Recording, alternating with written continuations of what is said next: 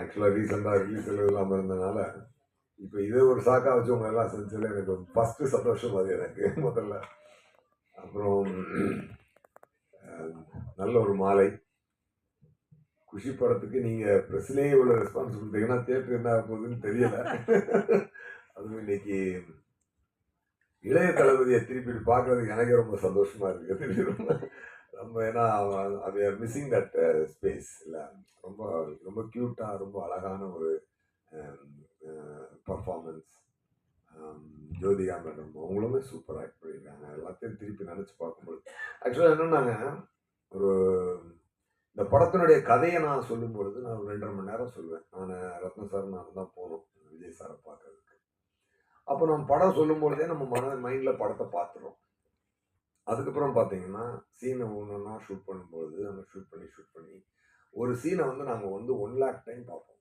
ஏன்னா எடிட்டிங்கில் டிஸ்கஷனில் மியூசிக் டைரக்டருக்காக சொல்லும் பொழுது, அசிஸ்டன்ட் டைரக்டருக்காக சொல்லும் பொழுது, அந்த சினிமோட்டோகிராஃபருக்காக சொல்லும்போது, ஃபைட் மாஸ்டருக்காக சொல்லும்போது, எடுத்த சீனை எடிட் பண்ணும்போது, விஜயன் சாரோட உட்காந்து ரசித்து பார்க்கும்போது, ஒவ்வொரு டைம் பார்த்தீங்கன்னா கிட்டத்தட்ட ஒவ்வொரு சீனையும் நாங்கள் வந்து மிக்சிங் எல்லாத்துலேயும் பார்த்தோம். ஃபைனல் ட்ரிமிங் மிக்சிங் இது வரைக்கும் பார்த்தீங்கன்னா கிட்டத்தட்ட 1 lakh டைம் வந்து ஒரு சீனை நாங்கள் கோத்ரூ பண்ணுறோம் மைண்டில்.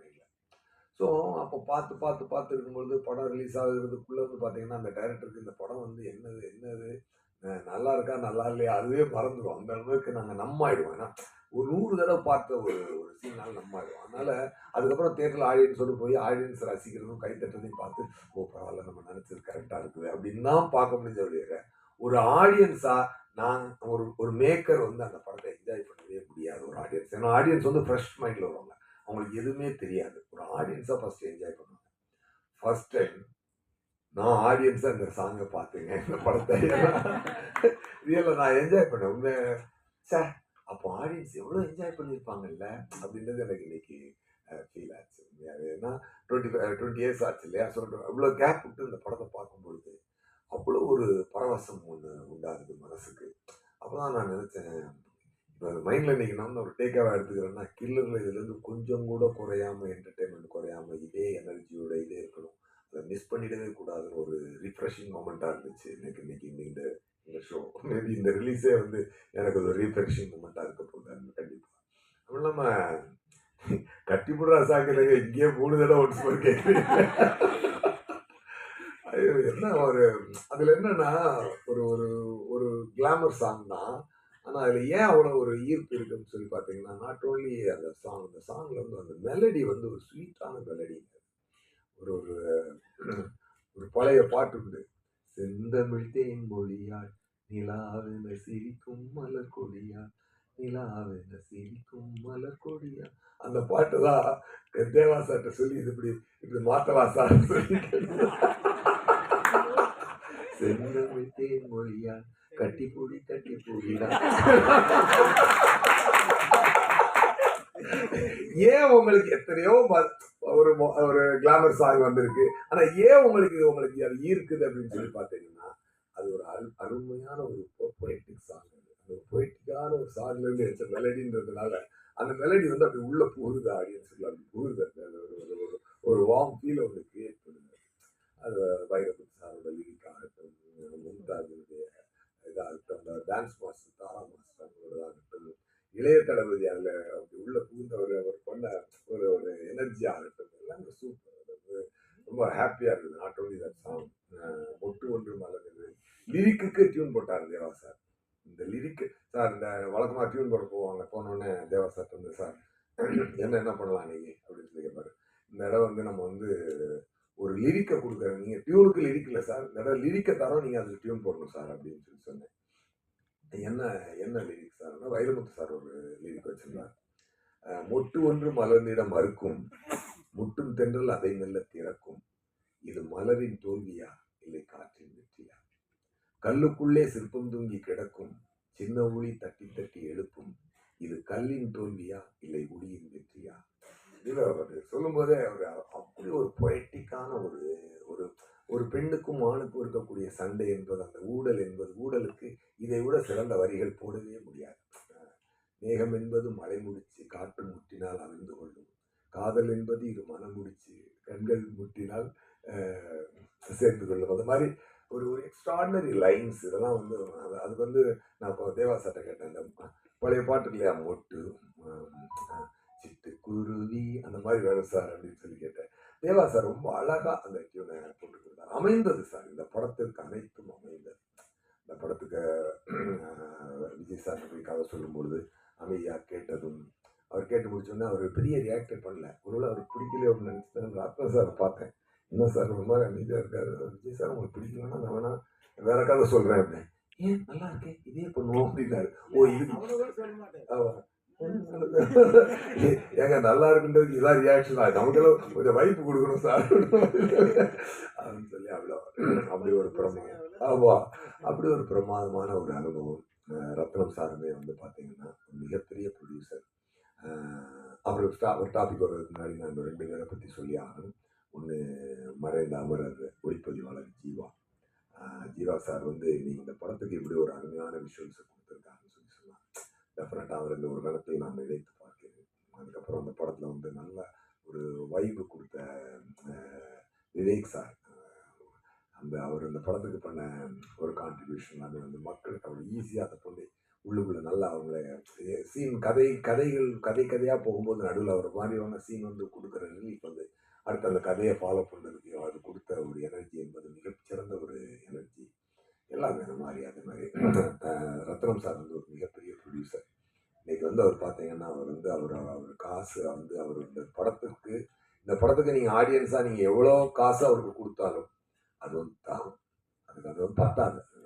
ஏன்னா அவ்வளவு செலவழிச்சிருக்காரு இந்த இண்டஸ்ட்ரிக்கு. அவர் தன்னுடைய பெரும்பான்மையான வாழ்க்கை இந்த இண்டஸ்ட்ரிக்கு அவர் செலவழிச்சிருக்காரு. எத்தனை இயக்குநர்களுக்கு வாழ்க்கை, எத்தனை மியூசிக் டைரக்டருக்கு வாழ்க்கையை கொடுத்துருக்காரு, என்னுடைய வாழ்க்கையை அடுத்த கட்டத்துக்கு எடுத்துகிட்டு போகிறதுக்கு குஷி ரொம்ப முக்கியமான ஒரு காரணமாக இருந்தது.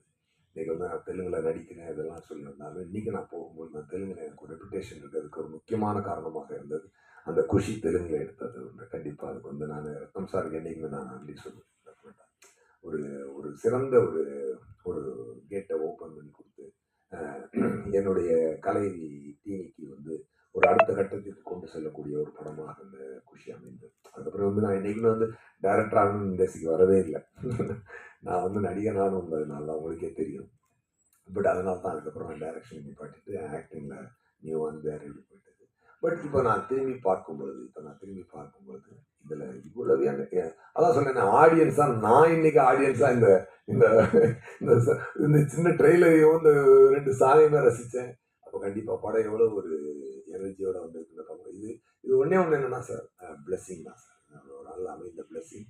அன்னைக்கு பத்திரிகையாளர்கள் நீங்கள் கொடுத்த அன்பும் இன்னைக்கு அந்த ப்ரெஸ்ஸில் அன்னைக்கு நான் சந்தித்தவங்கெல்லாம் இன்னைக்கு அப்படியே பார்க்குற எல்லாரையும் ரொம்ப ரொம்ப சந்தோஷம். இன்னைக்கு புதுசான ஆளுங்களும் வந்திருக்காங்க.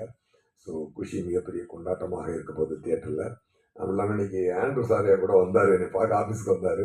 வந்தவுடனே அப்புறம் ஆண்ட்ரூ சார் வந்து அதில் வந்து இப்போது என்னை வச்சு வதந்தின்னு ஒரு வெப் சீரிஸ் பண்ணார். அது நல்ல ரீச் ஆச்சு பிரைமில். அதுக்கப்புறம் கொலைகாரன் டைரக்டர் என்னுடைய அசிஸ்டண்ட் அவர். ஸோ வாலியிலேருந்து என் கூட அசிஸ்டண்ட்டாக ஒர்க் பண்ணார். சரி வந்தார், சார் வாங்க சார் குஷி இதுதான் ஈவெண்ட் தான் போகலாம் அப்படின்னு சொல்லிட்டு. ஏன்னா எனக்கு தெரிஞ்சு ரீரிலீஸுக்கு தான் ஃபஸ்ட்டு ப்ரெஸ் மீட்னு நினைக்கிறேன். இல்லை ஃபஸ்ட்டு ப்ரெஸ் மீட்டு அதுவே ஒரு நல்ல ஒரு அருமையான ஒரு ஹிஸ்டாரிக்கல் மொமெண்ட்டு தான் இது. டெஃபினட்டாக ஒரு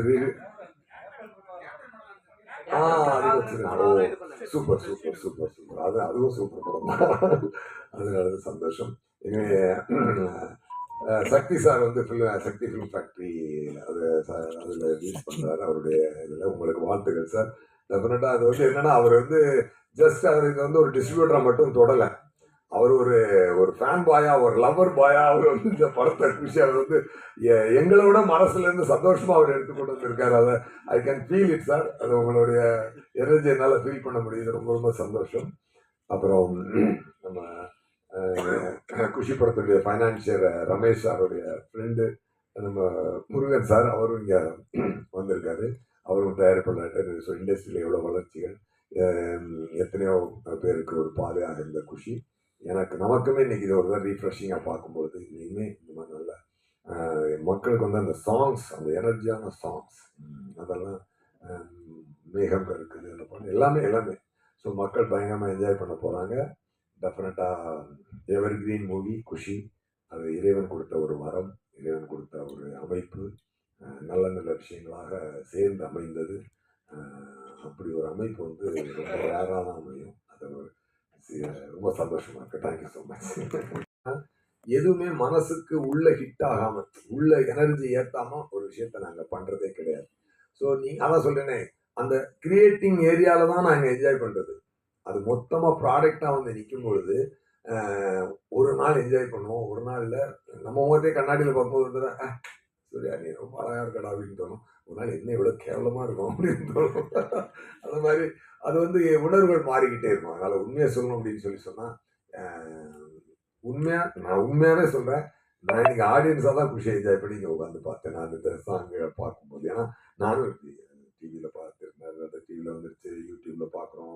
நம்ம யூடியூப்ல சோனியில கனெக்ட் பண்ணிட்டு அப்புறம் அப்படி பார்க்குறோம். அப்போமெல்லாம் அது பெரிய ஸ்க்ரீன்ல பார்க்கும்போது இன்னும் அதோடைய டெஃபினட்டா ஆடியன்ஸ் அதை என்ஜாய் பண்ணுவாங்க. நீங்க கேட்ட கொஸ்டின் எனக்கு புரியுது. பட் பட் என்னன்னா ஆமா இல்ல இல்ல அதாவது என்னன்னா நாங்க எது பண்ணாலும் ஹிட் ஆகும் அப்படிங்கிற நம்பிக்கை எப்பொழுதுமே உண்டு. அது என்னன்னா நமக்கு உள்ள ஹிட் ஆயிடுச்சுனாலே அது ஹிட் ஆயிடும் அவ்வளவுதாங்க. அதனால அது வந்துதான். பட் உண்மையா அன்னைக்கு என்ஜாய் பண்ணதை விட நான் இன்னைக்கு தான் ரொம்ப என்ஜாய் பண்ணேன். அதான் உண்மை. உங்களுக்கு